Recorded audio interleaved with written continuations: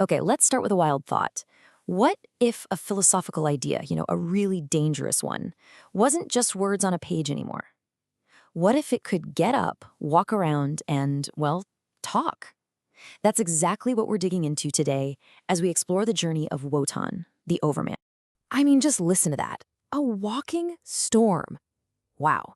That right there, that sets the tone for everything we're about to talk about. See, it's not about just knocking things down for the sake of it.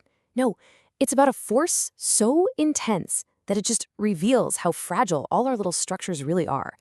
It's a storm of truth, and it's coming for all the comfortable houses we've built to hide from the lightning. So you gotta ask, where does a storm like this even come from? Well, it starts with one heck of a transformation. An apotheosis, really. This is our first stop, a thesis made flesh. And this is the question at the heart of it all, isn't it? What if a philosophical argument could walk and talk? I mean, forget your typical superhero origin stories, spider bites, gamma rays, all that stuff. Imagine getting your power from pure thought, from wrestling with the biggest, scariest questions about existence until you literally break through the ceiling of what it means to be human.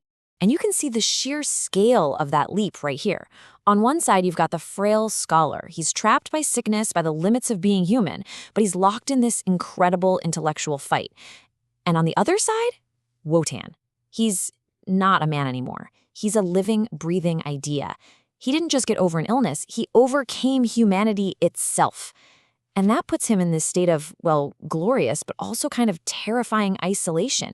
But hey, what good is a revelation if you just keep it to yourself up on some lonely mountain, right? The next part of this journey has to be a return. Wotan has to go back down, back into the marketplace, to face the very herd he left behind. And if you know your Nietzsche, this is probably ringing some bells. It's a lot like Zarathustra, right? He came down from his mountain to teach about the Overman. Wotan does the same thing. He steps back into the world of human affairs, not as one of them, oh no, but as a living, breathing announcement of what lies beyond them. So what does he find when he gets there? He finds us. He finds our pillars of society. He comes face to face with government, with religion, with corporate power, all the big structures we lean on to give us a sense of order. But from his new perspective, from his post-human reality, he sees them for what they are, hollow, insufficient. They're just those fragile houses we built to hide from a storm he's already passed through. And this is maybe the most crucial point. Wotan isn't here to be a savior. He's not here to fix your problems. His very existence is the problem. It forces a choice on everyone, and man, is it a stark one.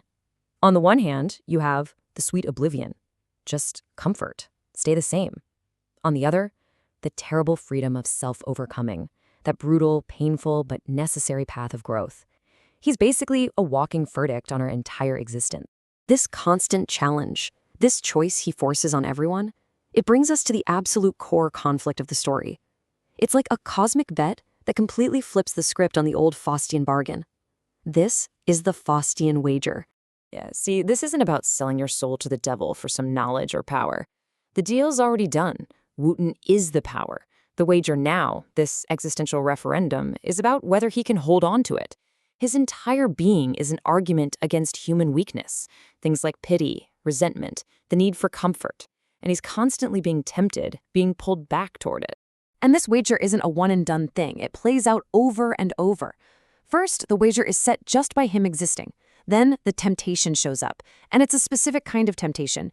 It's what Nietzsche called slave morality. You know, the value system that prizes pity, humility, fitting in with the herd.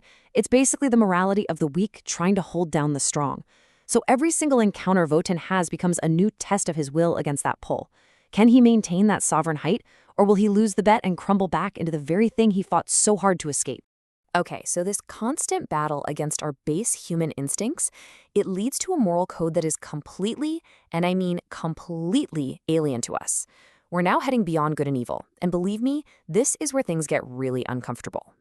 You know, we're so used to our stories where the super powerful being is the hero, the savior. But a post-human morality, it just takes that idea and throws it right out the window. This is not about saving people from their pain. It's about something way, way more demanding. Just try to wrap your head around this. He moves without compassion as we understand it. He sees suffering not as a wound to be healed, but as resistance, as a weight to be lifted. He's not going to offer you a hand to pull you up. He is the mountain, challenging you to learn how to climb it yourself. His whole point is to provoke you, to force you to surpass your own limits, not to be saved from them. And what do you call a being like that? What's the result of all this? A monster of absolute freedom. Because to a world that's built on rules, on limits, on comforting each other, a being with total freedom can only look like a monster. He's the embodiment of a chaotic, wild, Dionysian truth about life itself. And honestly, that's a terrifying thing to look at. So, where does a journey like this end? There has to be a final confrontation, right? But it's not against some cackling supervillain.